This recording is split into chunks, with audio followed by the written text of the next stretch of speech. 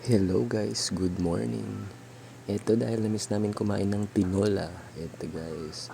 Oops, hindi yan yung lulutuin namin na papaya. Bawal yan. Ayun, yung maliliit lang muna yung kukunin namin. Ayan. Madami. Kahit maliliit yan, marami na yan. Yan yung mga tanim ko guys. So, alocasia. Nakapagsampay na kami kasi wala nang gumagawa ng tinapa.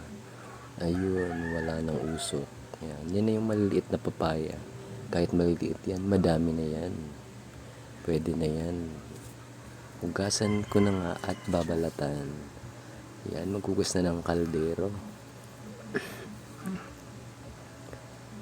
Yan, ang ganda ng manok namin, oh, malusog.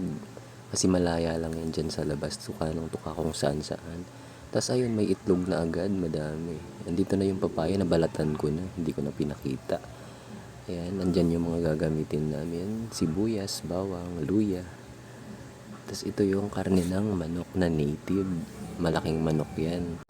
Nakapaglaban na din kami ng maaga dahil wala nang gumagawa ng tinapa. Ayun, mayroon din kaming sili, 'di ba? Maganda yung mga dahon, kaya halos kumpleto yung sangkap. Pag gusto mo din ng maanghang, meron ding bunga. Mamitas na tayo bago pa mapitas ng iba. Ayan, tapos walang paalam. Ito din yung mga dahon malalapad. Kasing lapad ng palad. Yun. Tapos ito na yung tinola guys.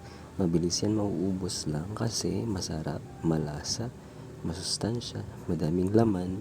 Tapos may mga itlog, tapos yung mga laman loob masarap din. Salamat sa panonood. Yun lamang.